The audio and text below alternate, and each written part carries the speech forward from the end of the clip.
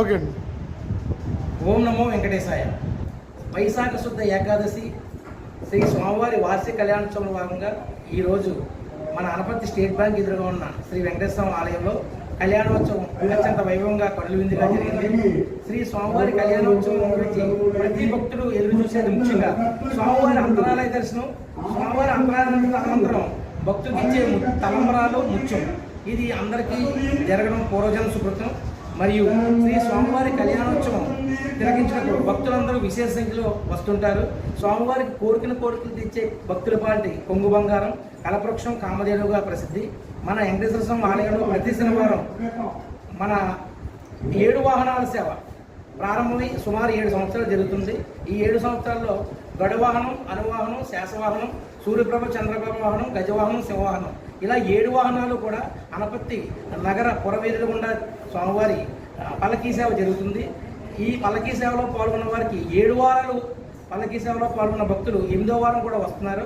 వచ్చిన వాళ్ళ కోరికలు నెరవేరుతున్నాయని చెప్పడం కూడా మన అందరి అదృష్టం. కావున భక్తులందరూ కూడా శ్రీ స్వామివారి వాహన సేవలో పాల్గొండి ప్రతి సంవత్సరం వైశాఖ శుద్ధ ఏకాదశి రోజున స్వామివారి కళ్యాణ మహోత్సవంలో భాగంగా పాల్గొనడం అందరి పూర్వజన సుకృతం. స్వామివారి కోరికలు ఇచ్చే భక్తుల పాటు కల్పవృక్షం. ఈ కలియుగంలో వెంకటేశ్వర స్వామి పాదాలే మనకి శ్రీరామ రక్ష. ఎందుకంటే వెంకటేశ్వర స్వామి వెంకటాద్రి సంస్థానం బ్రహ్మాండే నాస్తికించిన వెంకటేశ్వర సమోదేవో నభూతో నభవిష్యతి. ఓం నమో వెంకటేశాయ. గోవిందా.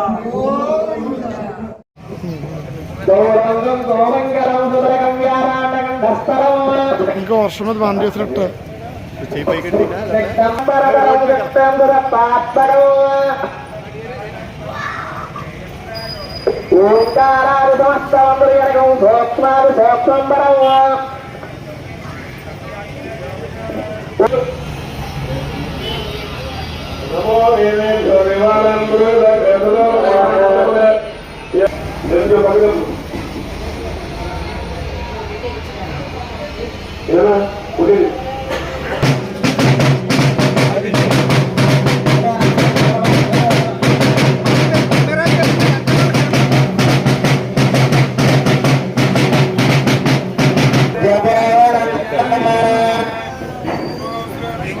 దేవుడు కూడా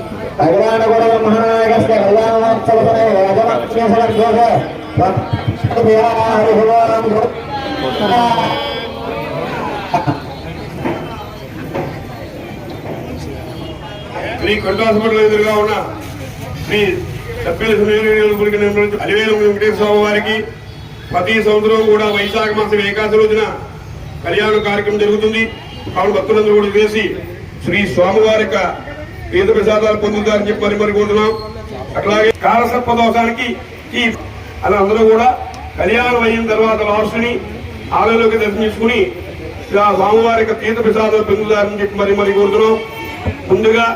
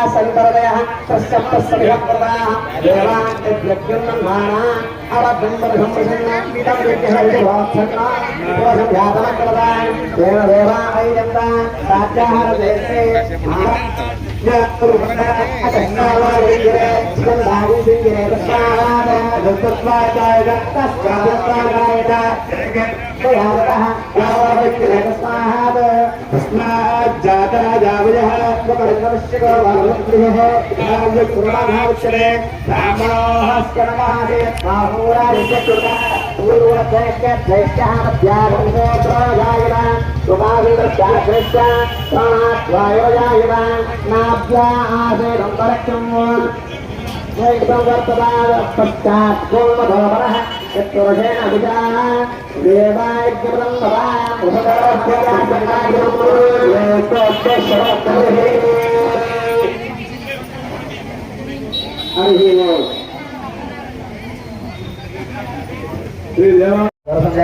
ఇప్పుడు అంకురాభరణ కార్యక్రమం నిర్వహించాలి. అంకురాభరణ కార్యక్రమంలో భాగంగా పంచమార్గ పూజా కార్యక్రమాన్ని నిర్వహించారు. హర్యాణ బ్రహ్మ శివులు అందరూ కూడా తక్షణం తర్వాత ధ్వజవన కార్యక్రమాన్ని నిర్వహించారు. ధ్వజవన కార్యక్రమాన్ని కూర్చోబెట్టిన కళ్యాణ బ్రహ్మ గారిని సహాస్యులను కూడా కూర్చున్నాం. కానివ్వండి. గోవింద